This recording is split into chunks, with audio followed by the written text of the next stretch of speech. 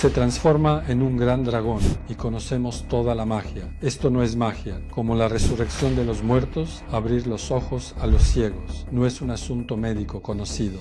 Un gran congreso que reunió a los juristas de Europa, uno que marcó una época.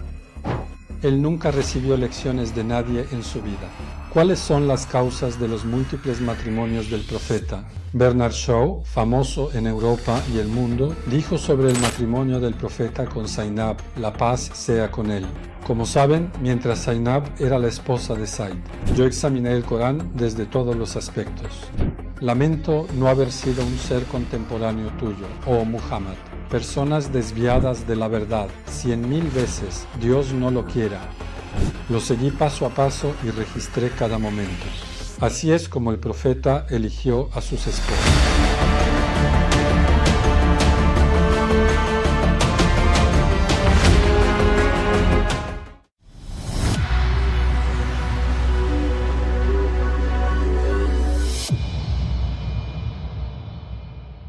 El noble Corán, como saben, nos narra, al referirse a las historias entre el faraón y Moisés, la paz sea con él, su enfrentamiento y competencia contra los magos del faraón. El faraón reunió a los magos más hábiles. Debido a que acusó de magia a los milagros de Moisés, el faraón se dejó llevar por el deseo y la ambición de enfrentarlo a los magos más hábiles del país en una competencia, con la intención de derrotar a Moisés e invalidar su causa. Ordenó a sus visires que reunieran a los magos más hábiles y valiosos del país. Aquella era la época de la historia humana donde la magia era más prevalente. Los 10 magos se reunieron. El faraón les hizo promesas. Les hizo muchas promesas, como que si derrotaban a Moisés, la paz sea con él, se les daría todo lo que quisieran y se convertirían en las personas más cercanas a él. Junto con Moisés determinaron el tiempo y el lugar. Se reunieron en un campo de competición a media mañana, en un día festivo en el que todo el pueblo se congregaba. Los magos, abreviando el evento, pidieron a Moisés que mostrara su magia, porque acusaban a Moisés de practicar magia. Moisés les dijo: mostrad vosotros vuestra magia primero. Al tirar al suelo sus herramientas y equipos, se convirtieron en dragones y grandes serpientes moviéndose hacia Moisés, quien sintió un escalofrío en su corazón. No obstante, tras recibir una confianza y seguridad renovadas por revelación divina, obedeciendo el mandato de Dios, al dejar caer su cayado al suelo, con permiso divino, se transformó en un gran dragón y tragó toda la magia de los hechiceros. Ahora, en este suceso, en este acontecimiento, ¿quiénes fueron los primeros creyentes? Los primeros en creer fueron los magos. ¿Por qué? Porque ellos conocían la magia. De inmediato comprendieron que no era magia. Porque ellos se dijeron a sí mismos: nosotros conocemos toda clase de magia. Esto no es magia, es decir, no es una acción humana, solo puede ser de origen divino. Por lo tanto, la persona que tenemos delante no es un mago como nosotros, sino un ser humano confirmado y aprobado por el Creador del universo. De inmediato, antes que nadie, declararon: creemos en el Creador del universo, el Señor de Moisés y Aarón. ¿Por qué relatamos esto? Fíjense, la virtud más definitiva es aquella que hasta los enemigos confirman. Ahora, en el mundo, en esta era reciente, en el último siglo, en aspectos de sociología, en la esfera jurídica, en las leyes, en la concepción del Estado, las personas más capaces, talentosas y distinguidas en el mundo.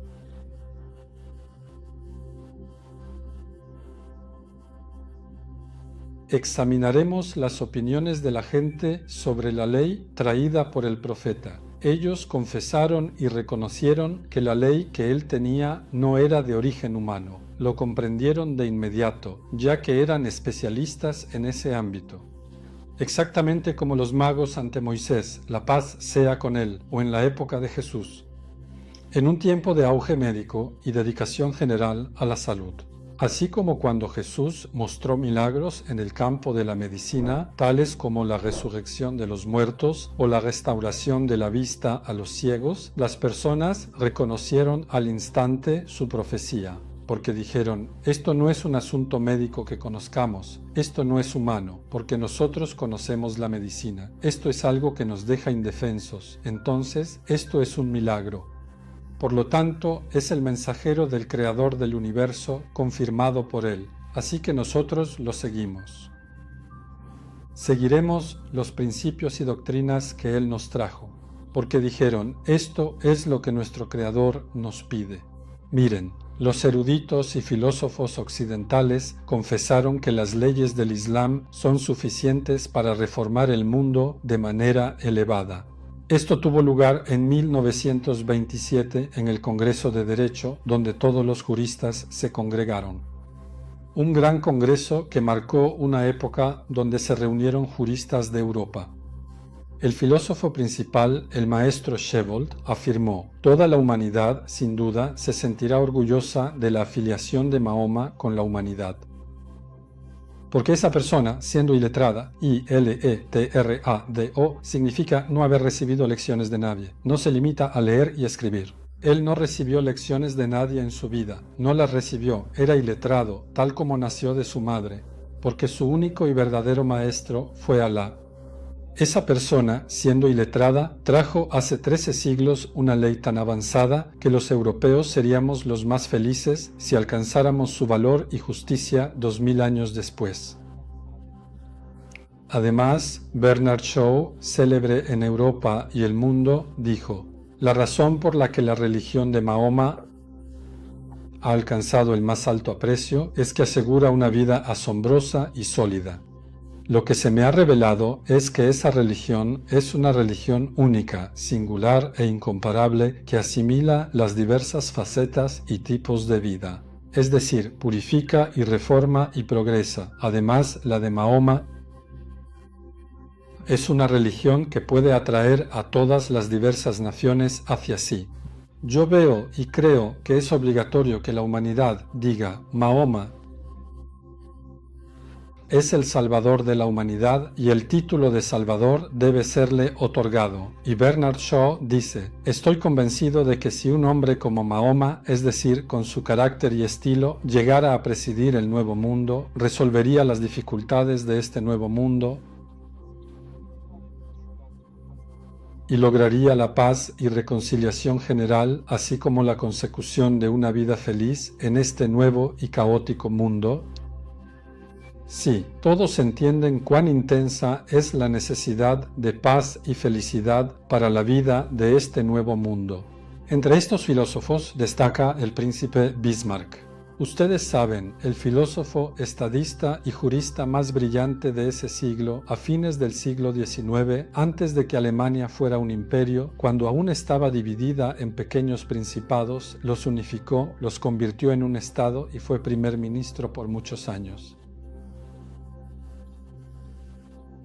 Miren la declaración del príncipe Bismarck, conocido así, después de examinar la Sharia y el Corán traídos por nuestro profeta. ¿Qué saben estas personas? Conocen la sociología, saben qué es la ley. Estas personas saben cómo se gobierna la sociedad. Estas personas saben cómo se establece y mantiene un Estado, saben cómo se administra la justicia.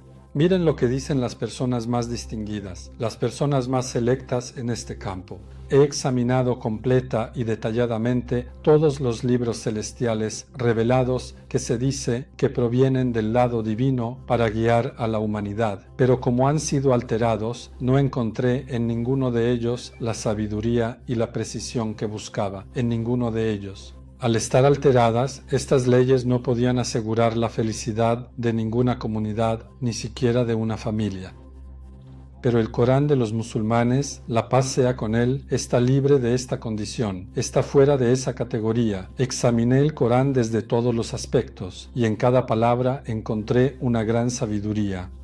Aunque los enemigos de los mahometanos afirman que este libro es la creación de Mahoma, la paz sea con él, que fue él quien lo redactó y que es el resultado de su pensamiento, sostener que semejante maravilla haya surgido de una mente tan perfecta o incluso tan desarrollada contradice las verdades.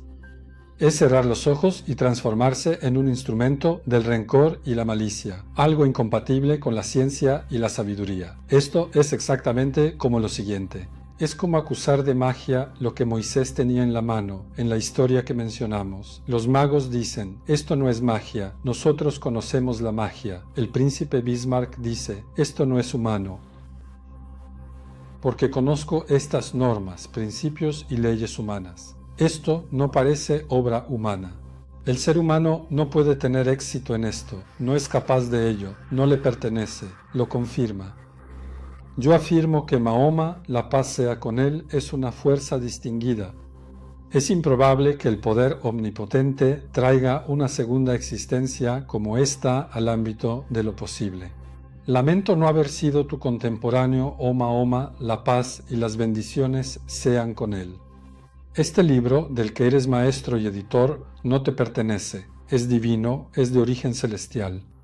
Negar el origen divino de este libro es tan ridículo como afirmar la invalidez de las ciencias actuales, la física, la química, las matemáticas, la medicina, la geografía, la cosmografía, la física nuclear, es decir, que todas son falsas.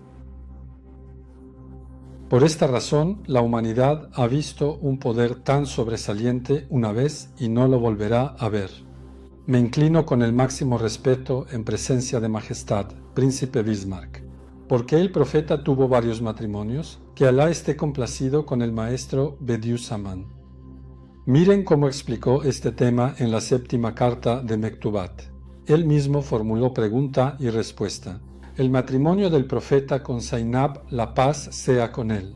Como saben, Zainab era la esposa de Zaid, el hijo adoptivo del profeta. Zaid la divorció. El profeta, la paz sea con él, la tomó como esposa en matrimonio divino. Ustedes dicen que, al igual que los hipócritas de antaño, la gente desviada de hoy critica este asunto, es decir, su matrimonio con Zainab, y lo interpretan como carnal y lujurioso. Así interpretan los matrimonios del profeta, los antiguos hipócritas y la gente desviada de la verdad, es decir, los que se han apartado de ella. La respuesta es 100.000 veces Dios no lo quiera. A ese carácter elevado, a esa persona de alta moral y honor, no le alcanzan sospechas tan bajas y viles. Su vida es testigo de ello. Sí, desde los 15 hasta los 40 años, en el apogeo de los deseos naturales, una época en la que los sentimientos y anhelos hierven, y en el tiempo de la inflamación de los deseos carnales, con el acuerdo de amigos y enemigos, con la honorable Jadilla, que Alá esté complacido con ella, como el que se contentó con una sola mujer, un personaje que, después de los 40 años, o sea, en el momento en que la Hararet y Garasille, Tebakufu en Gamundá de los deseos disminuye y los impulsos se sosegan, en la Hevesat Nefsiani en Insukunet Izamananda de las pasiones carnales. La abundancia de sus matrimonios y el casarse con varias esposas es, por necesidad y obviedad, una prueba irrefutable para quien tenga un ápice de justicia de que no se debió a deseos carnales, sino que se fundamentó en otras sabidurías de gran importancia. Una de esas sabidurías radica en que no solo las palabras del profeta, sino también sus acciones, comportamientos y movimientos constituyen las fuentes primordiales de la religión y la ley islámica, la Sharia. Son el origen mismo de la Sharia y la fe. Miren, no fueron solo las palabras del profeta. Junto con sus palabras, sus acciones, estados, comportamientos y movimientos también constituyeron la fuente de la religión y la Sharia, porque él era el guía, porque él era el ejemplo, porque la gente lo tomaría como ejemplo en sus vidas. Así como los compañeros del profeta eran portadores de su conducta exterior, sus actitudes, estado, acciones y palabras fuera de su hogar, del mismo modo, los nobles compañeros registraron cada momento, siguiendo paso a paso todas las acciones del profeta fuera de su casa. Los Kutub al-Sitá lo atestiguan. Nada se pasó por alto. En la era de la felicidad, sus palabras, acciones y estados, que eran la fuente de la religión y la ley islámica, fueron también registrados por escrito. Ahora bien, El profeta también tenía una vida dentro de su casa, tenía sus palabras, sus actitudes. Una persona pasa una parte importante de su vida en casa. ¿Cómo pasará tiempo en casa con su familia, hijos y parientes? ¿Cómo practica su religión en casa? ¿Cómo reza en casa? ¿Cómo serán sus relaciones con los miembros de su familia? ¿Y cómo serán sus relaciones con sus vecinos? ¿Quiénes serán los responsables de esta faceta de la vida humana, que conforma una parte tan detallada y significativa? Ciertamente, las esposas puras, las inmaculadas esposas del profeta. Para esta gran tarea es necesaria la existencia de más de una persona con diferentes naturalezas y caracteres, porque una labor así hacia las generaciones futuras no puede ser narrada por solo una o dos fuentes. Por eso, las esposas puras fueron quienes cumplieron esa tarea y de hecho la llevaron a cabo. Casi la mitad de los misterios y las leyes de la religión, la mitad de los secretos y las disposiciones de la ley islámica provienen de las esposas puras, de esas castas esposas del profeta. Por lo tanto, para esta enorme misión se requiere un número amplio y diverso de esposas puras. Una de las sabidurías más importantes de su santidad, el profeta, fue la transmisión de las reglas, principios y la aplicación de la religión y la Sharia a las generaciones futuras, a la comunidad.